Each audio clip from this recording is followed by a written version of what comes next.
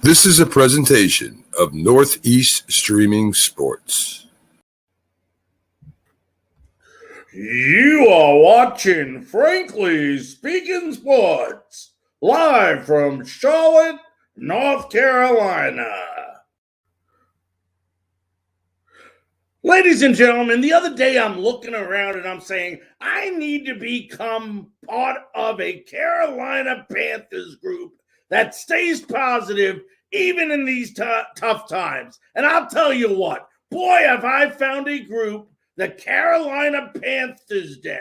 It's on Facebook and you need to join today. This is a group that stays positive, has a good time, and interacts with a lot of other different Carolina Panthers fans. If you want to have a great time and talk about your team, encourage your team in a way that is done very professionally, then become a member of the Carolina Panthers Den on Facebook.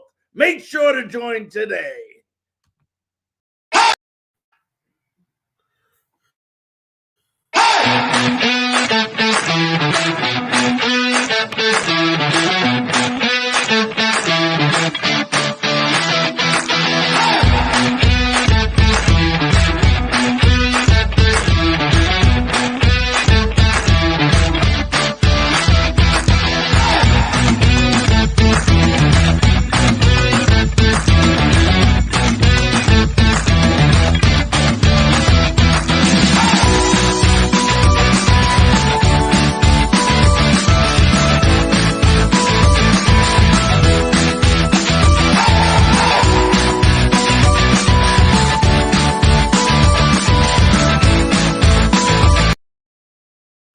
Good evening, ladies and gentlemen, and welcome to another episode of Frankly Speaking Sports. I'm your host, Larry Frank.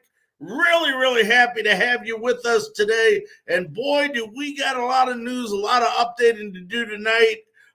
For those of you that are used to watching College Football Tuesday, that show for the season is over. Both myself and Zach McKinnell will be back next year at the beginning of the season, and Zach will, from the Blue Bloods, will make periodic, appearances on this show to go ahead and talk college football as we get closer to the college football bowl games and to some of the playoff games. But we want to first of all thank everyone for being here tonight.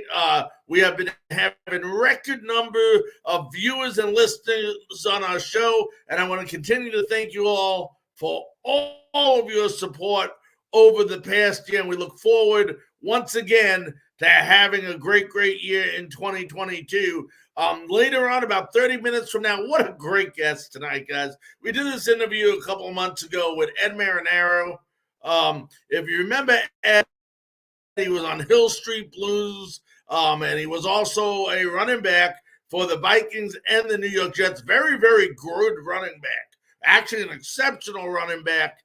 Played for Cornell. His son now plays for Cornell. So just a great interview. You definitely don't want to miss that. But as we start out our show today, a lot of talk around the Carolina area about what is the quarterback situation in Carolina. What is going on in Carolina? Who is the quarterback? Well, as far as I'm concerned, when you look at the three quarterbacks that are here, and we discussed this a little bit last night, but it caught a lot of comments, a lot of fan interaction on this subject, was who do we have? Who do we use next year? Folks, let's take reality as reality is. We have 4 games left on the season. 2 of them versus the Buccaneers, 1 versus the Bills, and 1 versus the Saints. As Panther fans, a lot of you will be happy if we just win 1 of those 4 games, okay? But it's going to be very difficult. The toughest remaining schedule in the NFL belongs to your Carolina Panthers. Not the type of news you want to hear as Panther fans, but the truth is the truth, and that's how we live by. Now, a lot of people are discussing who should be the quarterback. And we talked about this at a good length yesterday on yesterday's show, and I tell people right now, we have bigger fish to fry than who should be the quarterback. I will assure you one thing, that neither of these quarterbacks will probably be back next year. If that is a surprise to you, is a shock to you, then something is wrong. Cam Newton will not be back. Cam Newton has been nothing short of terrible this year. He's been terrible since he's gotten here. And you folks have to just face reality and remember Cam was a big star here in Carolina, but Cam is no longer a star. Cam does not have what he used to have the first time around. We talked about that. PJ Walker, although he does have some glimpses of having a decent arm, he turns the ball over a lot. Okay? We all know that. PJ Walker is not in the cards as far as a starting quarterback position goes.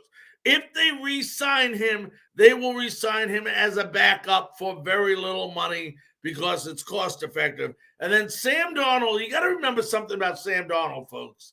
He's making $18 million. That's right, $18 million he is making.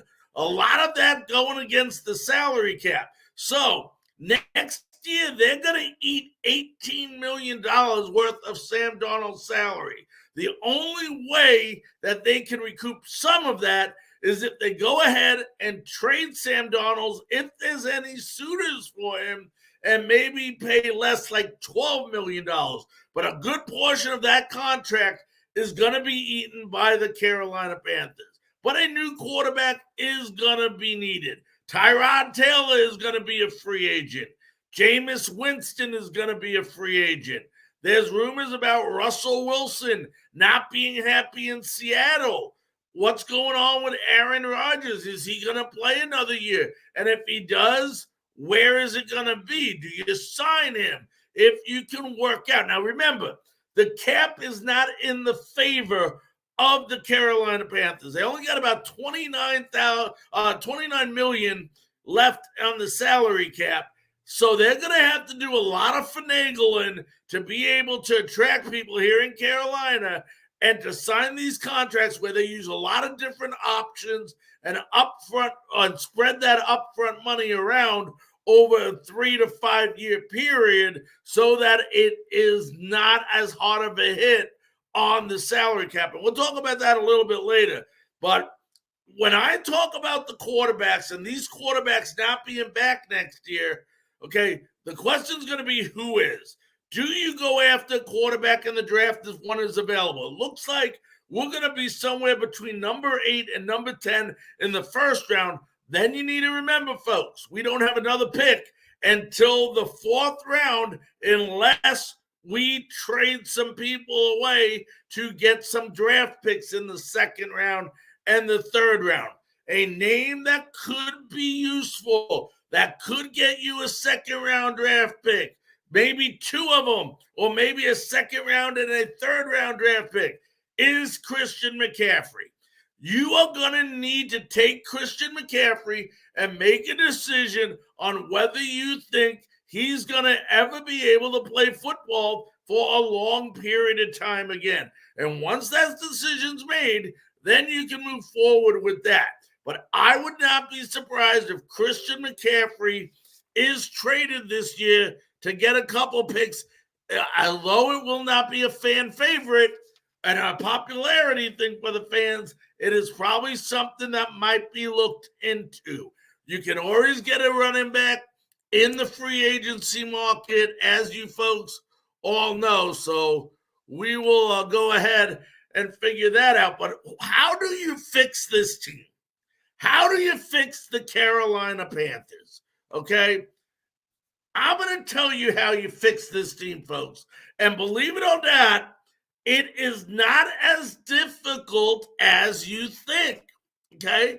It is not difficult. You are going to be entering the end of the year. You got 4 games left. Okay? Then you wait out the playoffs, and then it's open game for everyone.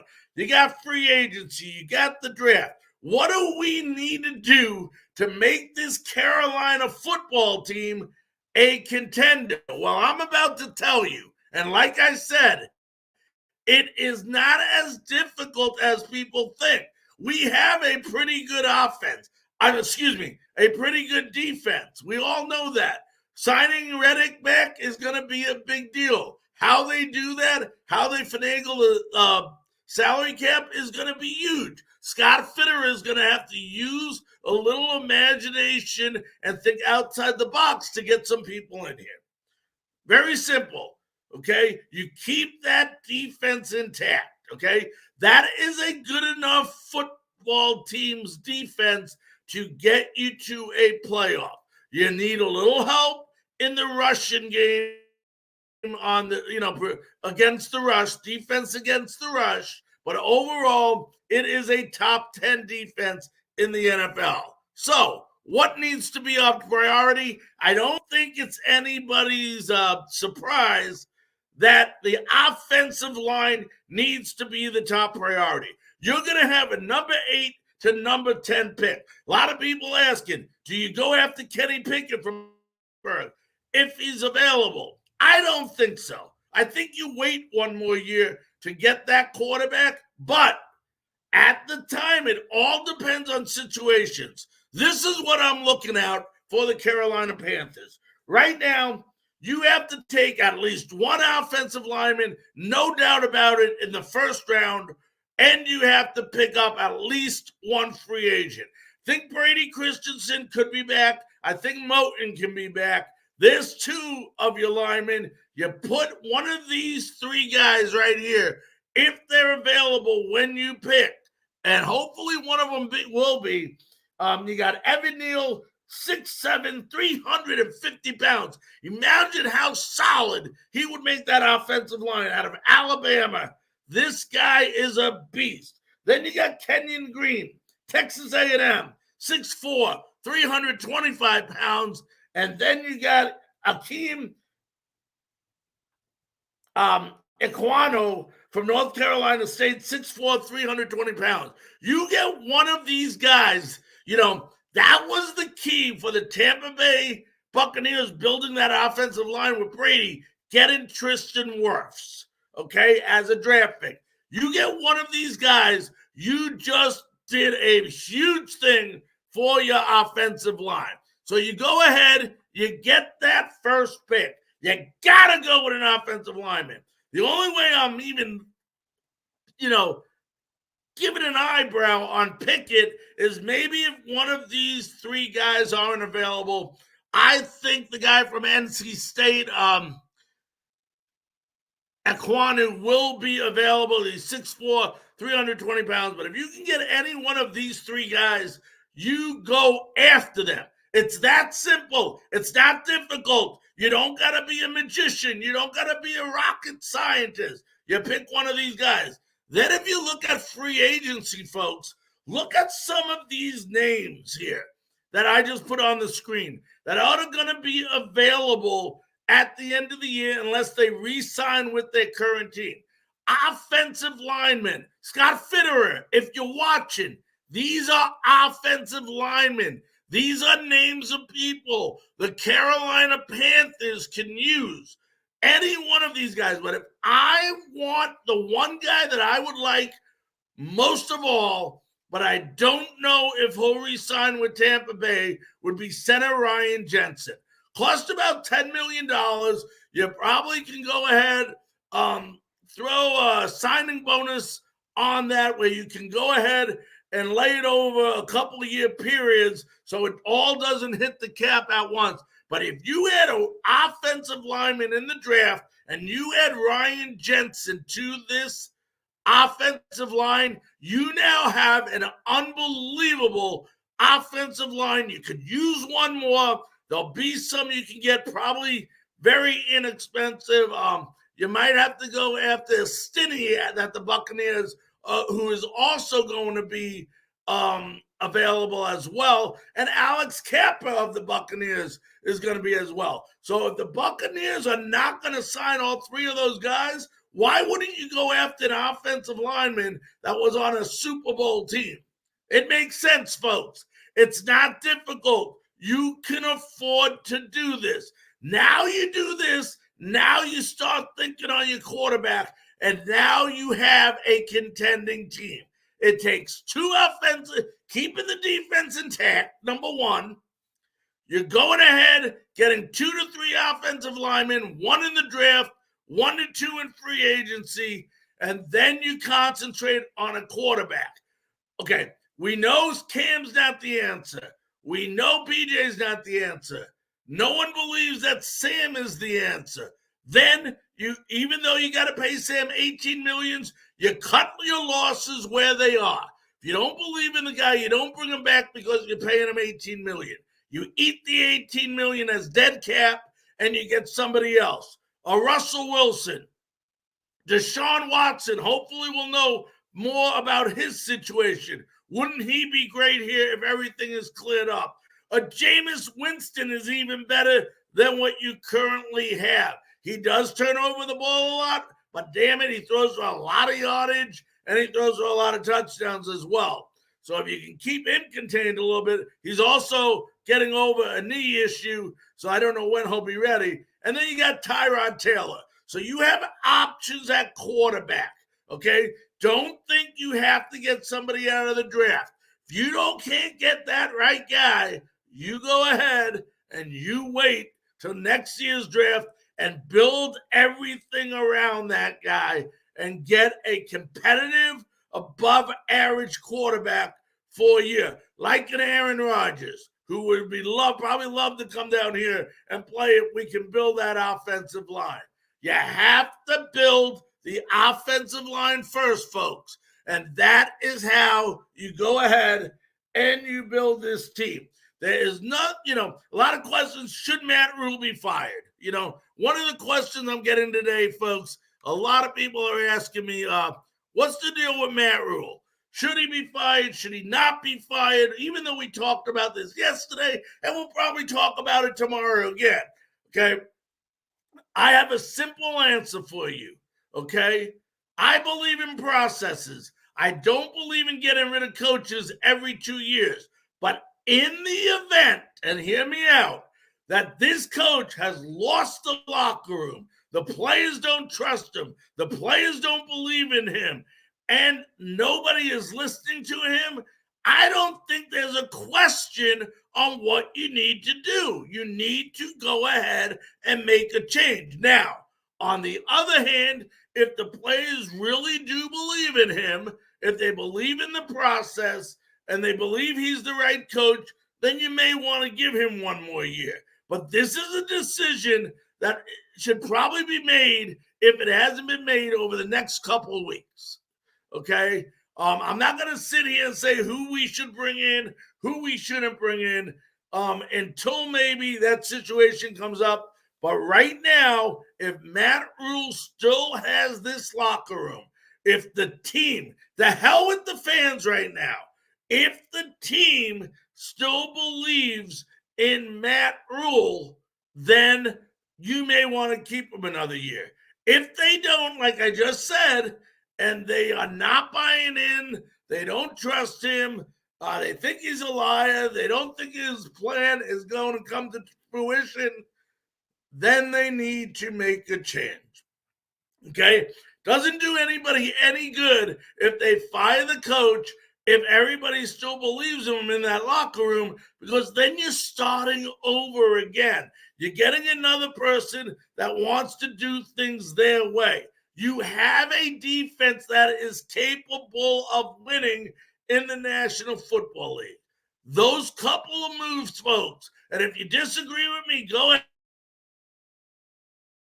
Whether you're either watching it live, watching it on recording, watching on Northeast Streaming Sports, listening on Tobacco Road Sports Radio, wherever you're listening, folks, YouTube, Twitter, go ahead.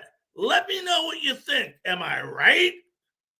Am I wrong? And what do you think we need to do to fix this team up? Ladies and gentlemen, we're going to go ahead and take a quick station break, and we'll be back right after this.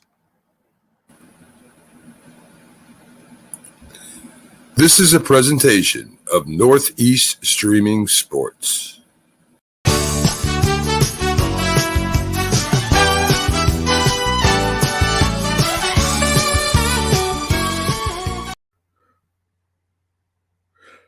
Ladies and gentlemen, the other day I'm looking around and I'm saying, I need to become part of a Carolina Panthers group that stays positive even in these tough times. And I'll tell you what, boy, have I found a group, the Carolina Panthers Den. It's on Facebook and you need to join today. This is a group that stays positive, has a good time, and interacts with a lot of other different Carolina Panthers fans. If you want to have a great time and talk about your team, encourage your team in a way that is done very professionally, then become a member of the Carolina Panthers Den on Facebook. Make sure to join today.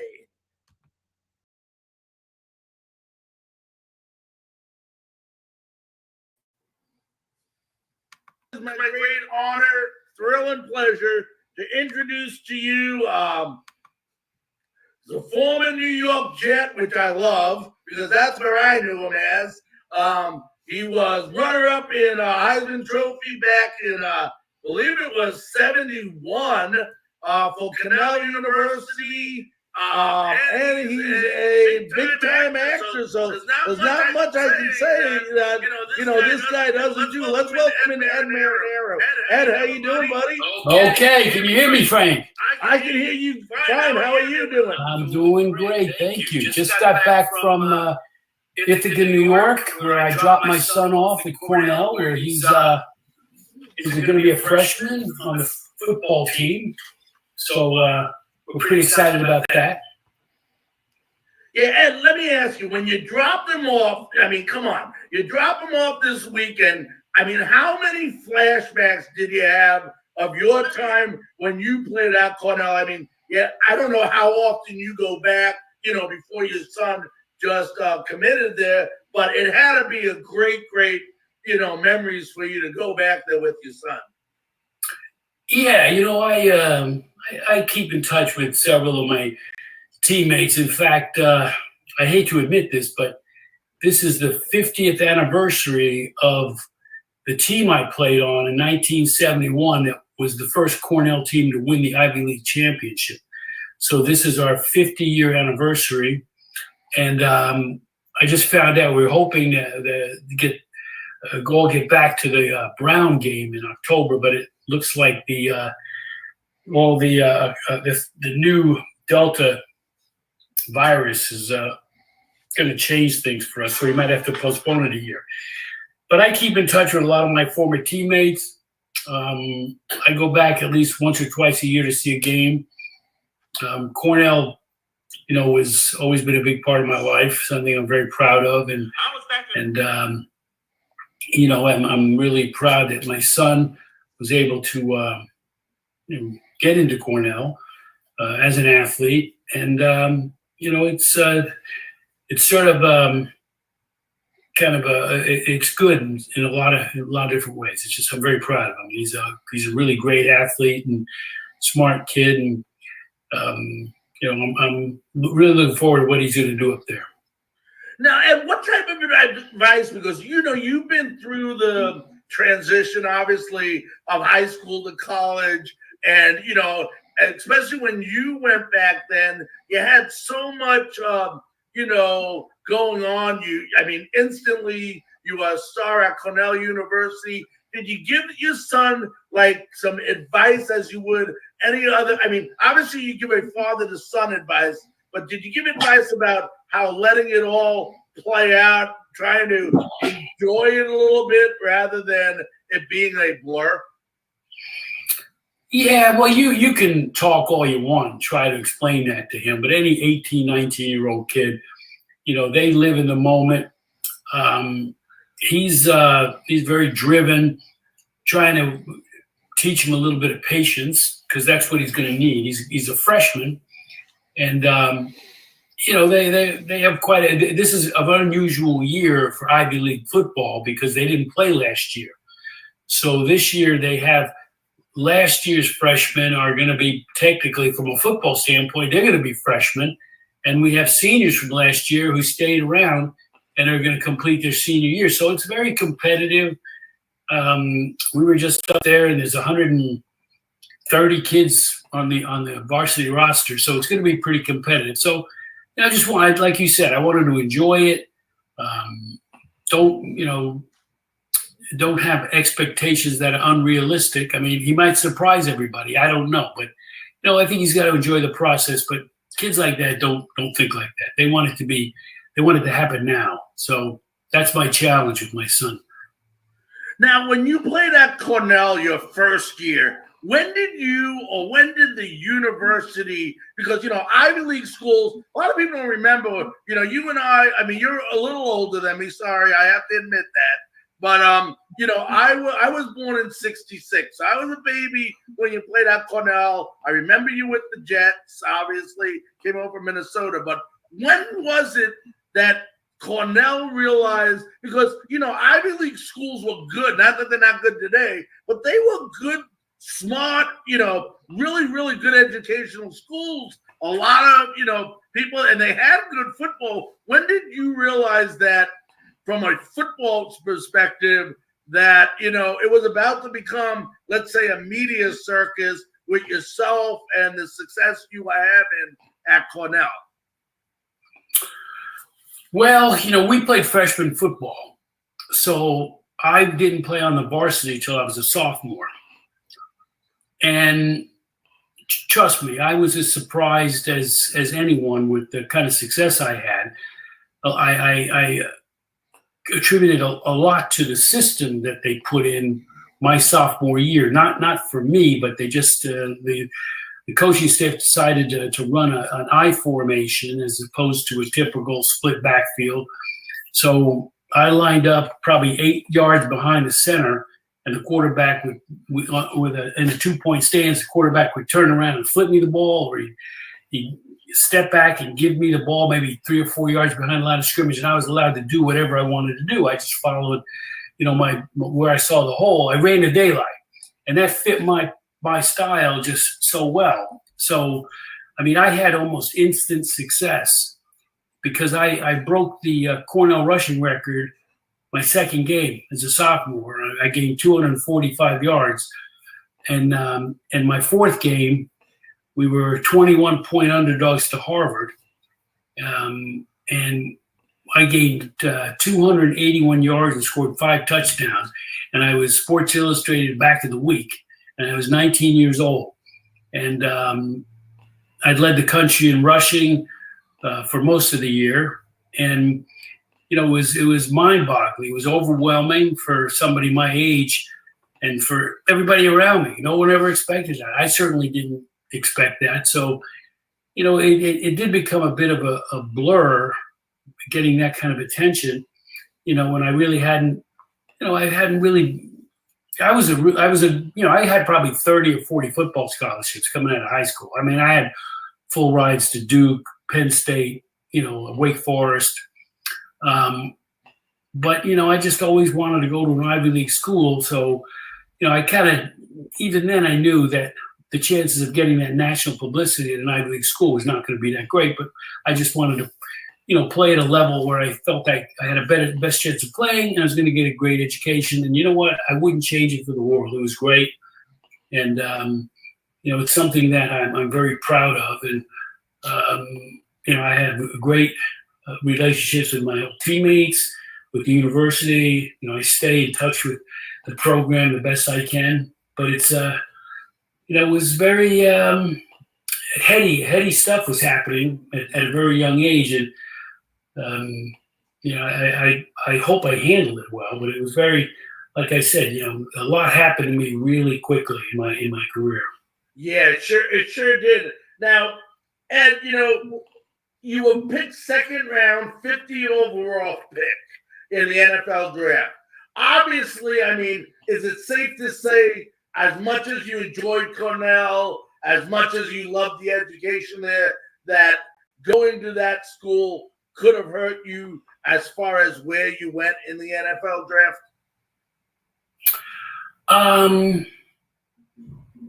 No, I don't. I really don't think so. I mean, I probably wouldn't have had the career I had if I'd gone to another school. I mean, I was the guy, at Cornell, and they gave me the ball. I averaged 40 yards a carry.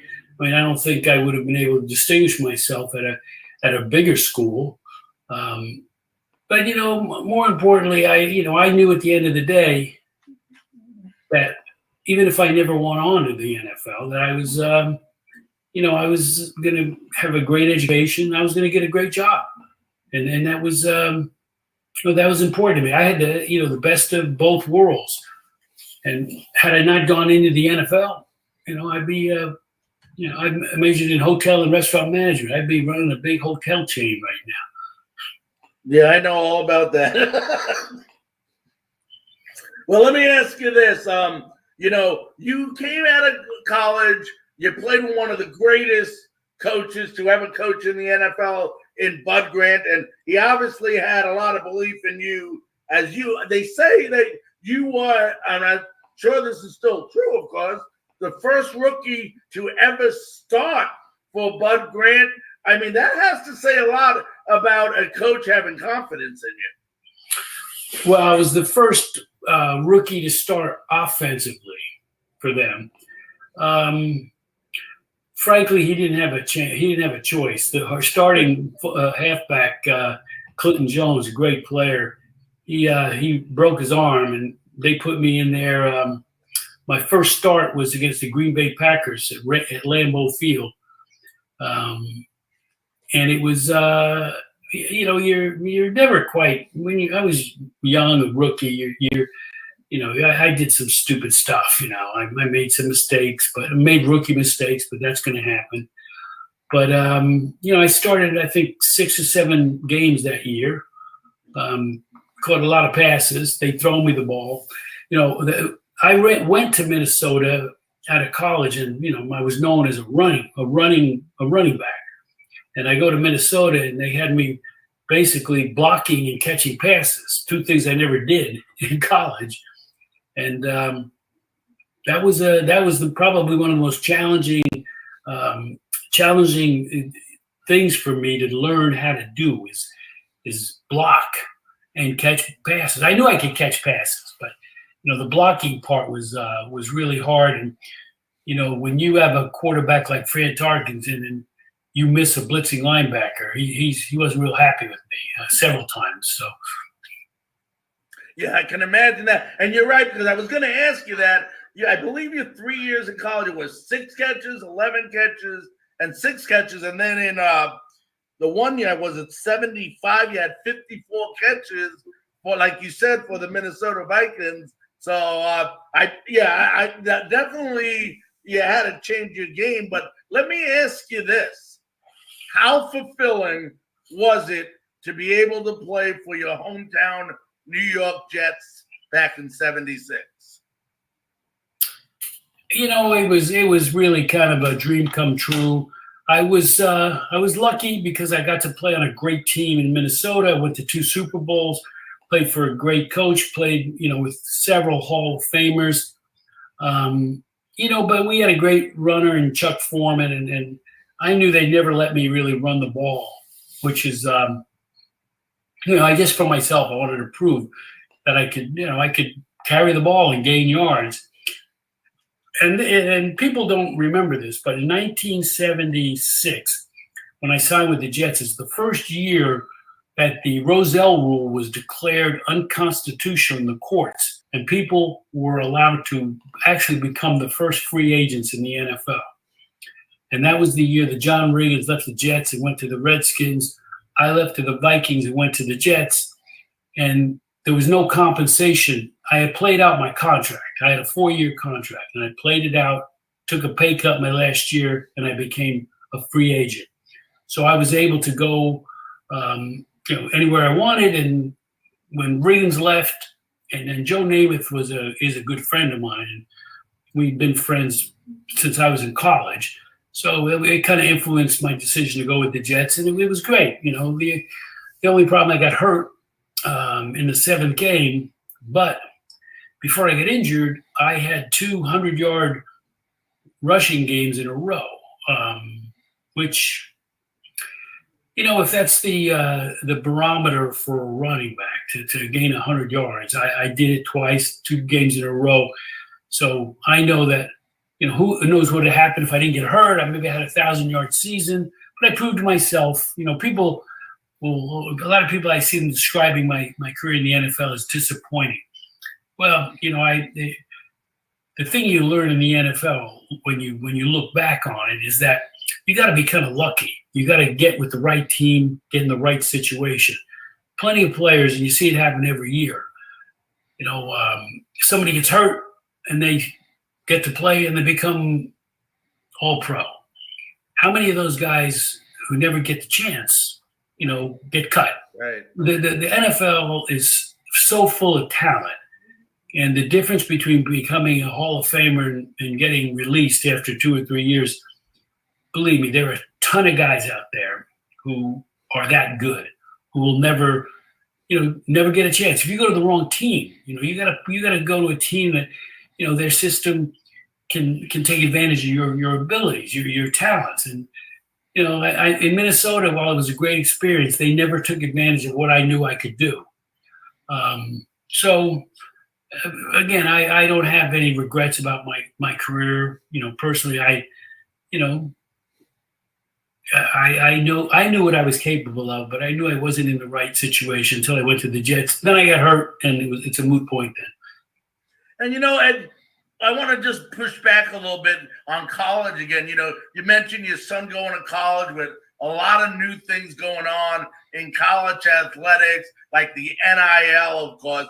Could you imagine, and I know it's easy to look back and say, what if, but if at the time you were at Cornell University that you were able to do NIL or, utilize NIL to make a name and money for yourself?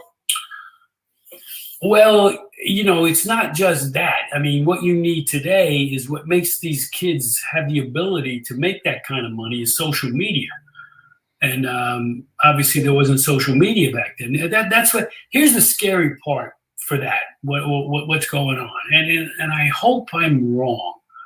But, I'm seeing sort of a trend with young athletes and even some not so young athletes who are being, so influenced by social media. And, they're listening to, they love to hear people, all the wonderful things that they'll say, but all it needs is a couple of trolls to say something bad about some female athlete and say that she looks fat. And she'll go in the dumpster. She's ruined. I mean, those are the things. These kids are very fragile right now, and we didn't really have to think about that stuff. So with this NIH? NIL.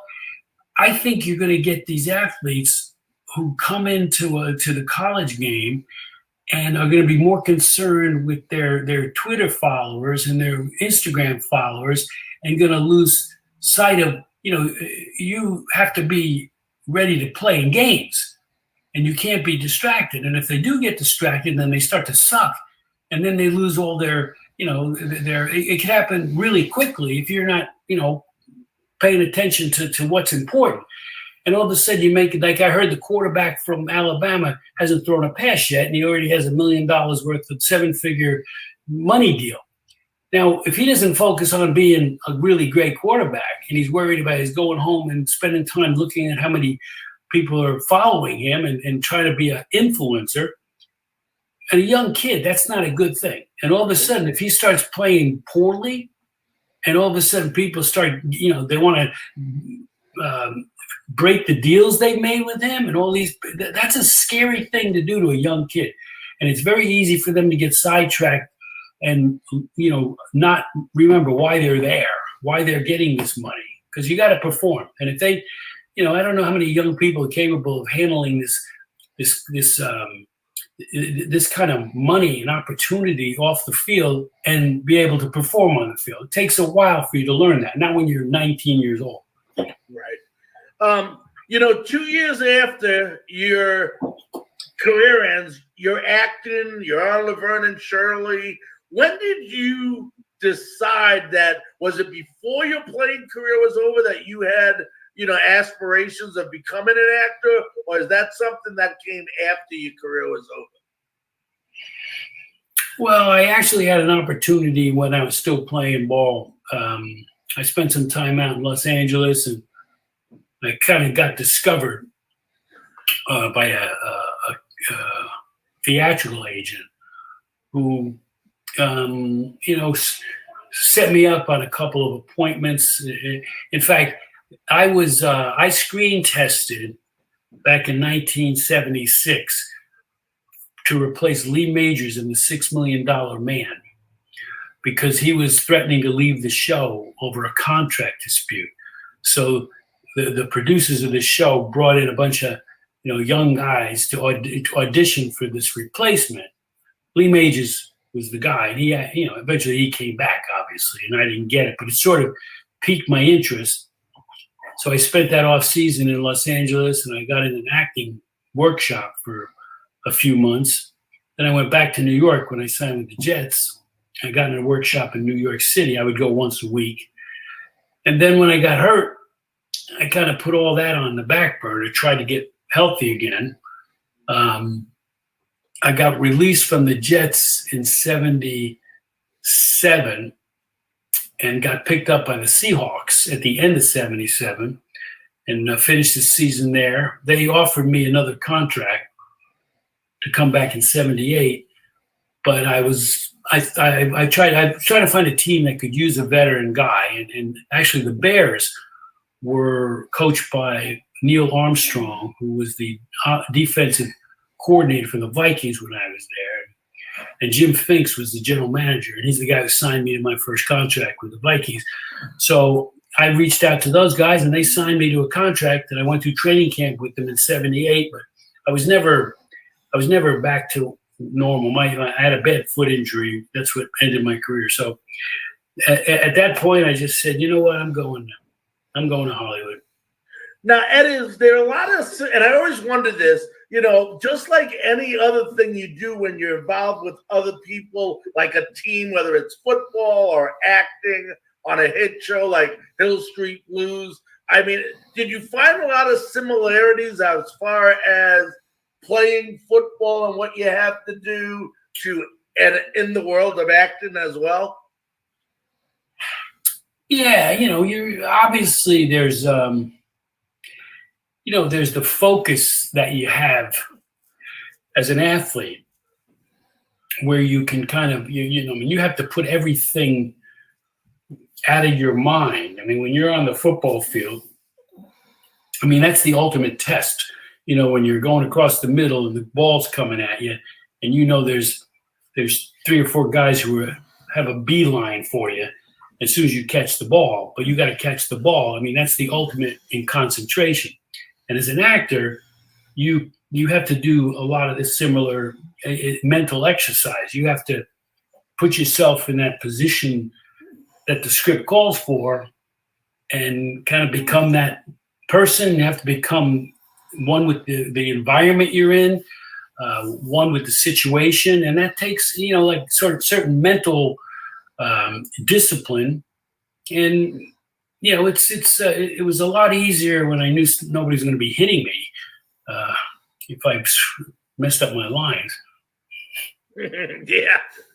So Hill Street Blues, Emmy Award-winning show, obviously. I remember it real well. Was that the one that broke all the doors open for you? Because I know you've been in many different, films and stuff, but was that the big one that got you noticed? Yeah. You know what I did? I actually did about 10 episodes of Laverne and Shirley back in, when was that? Like 80, 81. And, that was a top 10 show.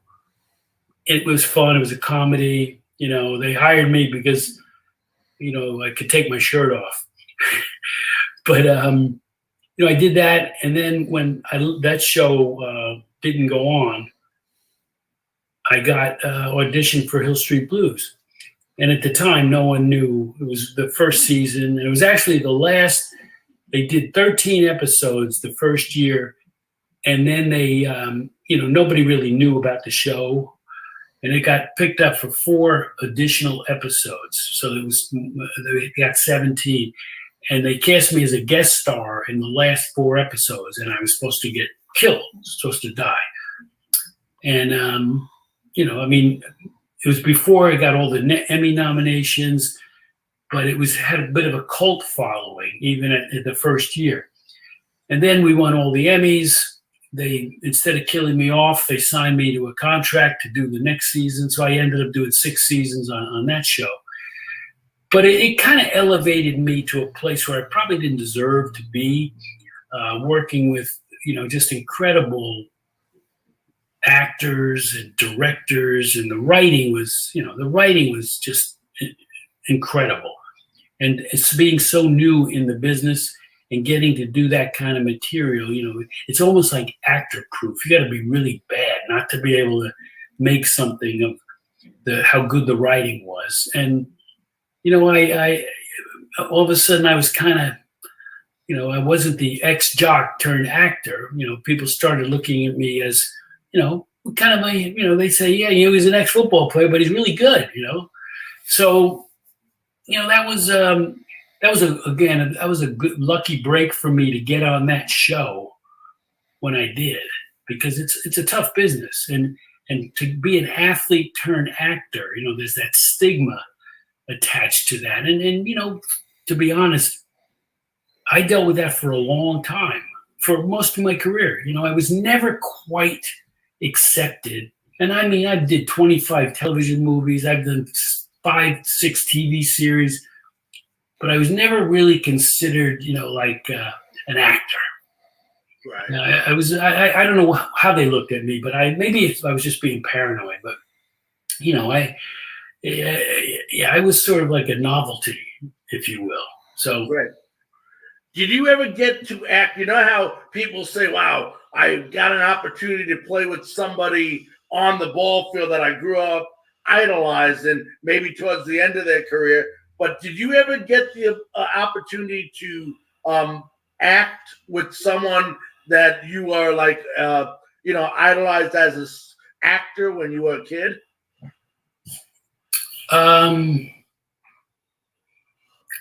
No, not really. There were people I worked with. I'm trying to think. I did work with Debbie Reynolds on a movie, a football movie, actually. It was called The Daniel Huffman Story. It was based on a true story. In fact, I worked with the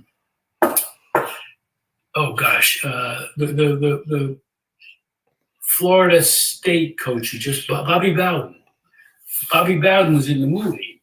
Oh. And I did a couple of scenes with him because it was about a true story based on one of his players who had a scholarship to Florida State and had to, he gave his kidney to his grandmother. That was Debbie Reynolds. So Bobby Bowden gave him a scholarship as a trainer. It was a very sweet story, good movie. But Debbie Reynolds, I'm trying to think of who else I might have worked with. It's too late in the day for me to remember. I hear you there. Well, let me ask you one last question, and we'll let you run. You got the opportunity to act as coach in Blue Mountain State. This is a game you played competitively, professionally, and you mentioned something very important. You said you almost have to turn into the part that you're playing when you act. Did you ever feel like you emulated any of the coaches that maybe you played with and you got that part? You said, okay, now I'm the coach. And did you ever try to act like them, or did you just always try to be yourself in that role? Actually, the person who I channeled when I got the role was my high school football coach. His name was Emil Karlik. He was the high school coach at New Milford High School in New Jersey.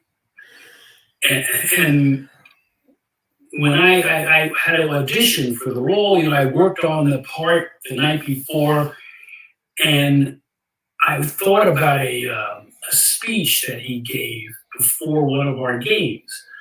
And it was, we were playing a team, Saddlebrook High School in New Jersey. My high school was New Milford High School. I was a sophomore. We were 0-7 at the time, and Saddlebrook was 0-7. So Emil Karlik comes in the locker room before the game, and he says, all right, listen up. We're playing Saddlebrook today.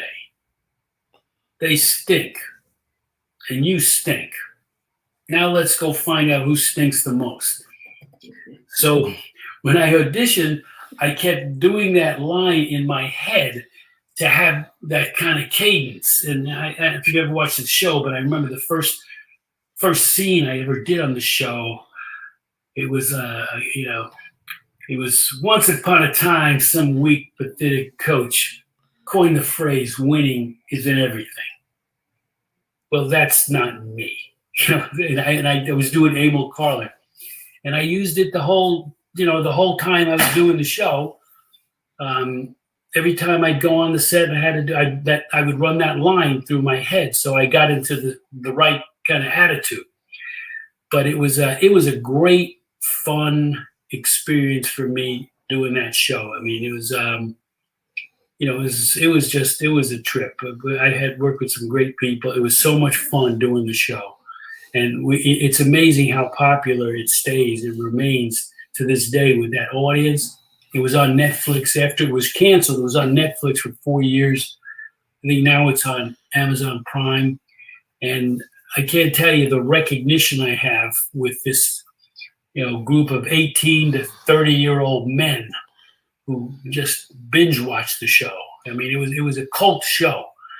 And it was a little bit too rough for today's world, if you will, with everything that's going on, and but believe me, people still watch it. It's very funny. It's farcical, which some of the best humor is farcical, but everybody takes everything so literally and is offended by everything that we didn't have a chance. Right. Well, listen, Ed, I want to thank you, first of all, very much for joining us on Frankly Speaking Sports tonight, and want to wish your son the best of luck at Cornell. We'll follow him, and hopefully he does well there. And if you ever need anything, I'm here for you, buddy. All right, man. Thanks a lot, Larry. I hope we get to talk again. All right, buddy. Be safe. You too. That was Ed Marinaro, former running back for the Minnesota Vikings, New York Jets, and also great actor, like we said. We'll be back right after this quick station break.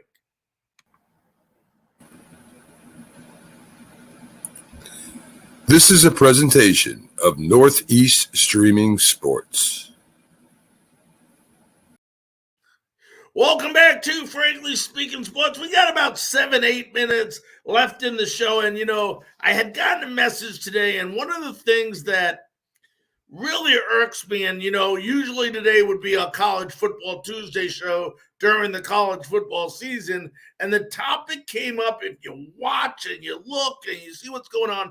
First of all, Spencer Rattler, former Oklahoma quarterback, entered the transfer portal. He's going to be going to South Carolina. Congratulations. Great for him. But now you have so many people, just quarterbacks alone, 18 of them in the transfer portal, which I think is just ludicrous. I think it's bad for college football. I don't like it, and I don't think I'm ever going to like it. Now, I want to make something clear. I think the transfer portal has a purpose for somebody that may have had an issue, whether it's a family issue, needed a transfer to another college, something happened between,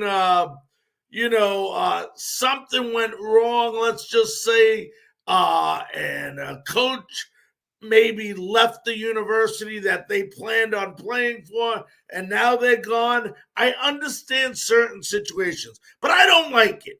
I don't like it because a couple reasons. There's no loyalty anymore towards these universities. These kids go to the university, they say, look, if I go there and the coach beats me up a little bit, disciplines me, tells me I'm not as good as I think I was, I'm just going to get up, go, and leave. Okay? And then you get other players like a Spencer Rattler or a Bo Nix from Auburn, who was also entered the draft that are very good quarterbacks that were doing very well where they were, and yet they decide to transfer. Where is the loyalty towards the university? Now, I understand there's coaches that do the same thing, and that's another subject for another day. Just because one does it doesn't make the other one right as well. Two wrongs don't make a right. But the other thing you got to look at, think about the high school recruits that commit. They commit to these schools expecting that they may play, that they have as good as opportunity as somebody else to make that team, to start on that team, to be a star at that team, and then you have people transfer. It's just the way it's done is really screwing some of these high school recruits, and I don't like it at all. The other reason is players don't like discipline anymore. It's not like it used to be. I don't think that's any secret, but every time a player is disciplined or corrected or criticized or given corrective action, they automatically want to turn the cheek and go the other way somewhere else. How are our kids? And that's what they are, folks.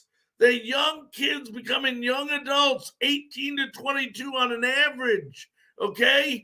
And how do they learn to handle the real world if they never face any type of failure? They never face any type of criticism. If they never face any type of discipline and they keep running from it and running from it and running from it, and then they fail when they get out there because they don't know what to do.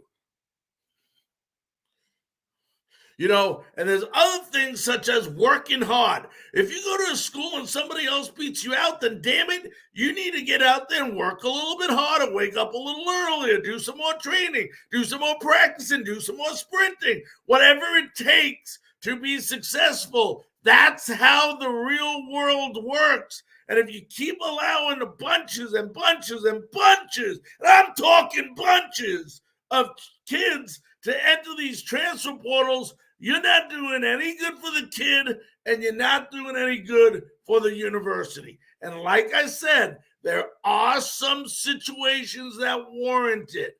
I understand family situations that happen, deaths in families, illnesses in families, and so on, a couple of circumstances. But other than that, just to let an athlete transfer for the sake of transferring, I don't necessarily agree with it.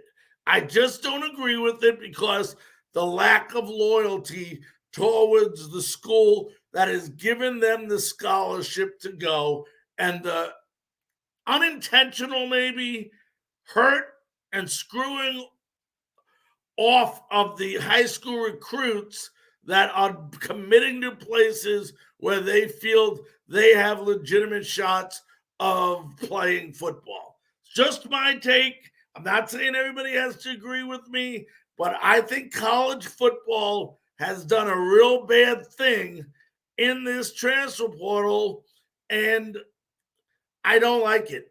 I don't like it. And, you know, I know I'm just one of them, you know, either a majority or a minority of people that think that. Once again, love to get your opinion, but at the end of the day, the transfer portal, I think, is a bad thing for college football at this time. And, you know, it's going to, unless someone can explain to me how it benefits colleges and the athlete, I'm going to continue to think that way, because that's my honest feelings. And I always tell you folks, no matter what, I'm going to continue to be honest on this show. Now, tomorrow night, folks, we will be back again with Frankly Speaking Panthers. We will preview the upcoming game versus the Buffalo Bills. Will Josh Allen be playing? Doesn't look like it, but we'll have more on that story, much more on the Panthers and their quest to win a game these last 4 games of the season. They started out with Buffalo, then they got Tampa Bay, then they got New Orleans, then they got Tampa Bay again. So the hardest schedule in the NFL the remainder of the season. On behalf of us, all here at Frankly Speaking Sportds, we want to wish you all a very good evening, and we'll be back tomorrow, same time, same place, with Frankly Speaking Panthers. Ladies and gentlemen, good night.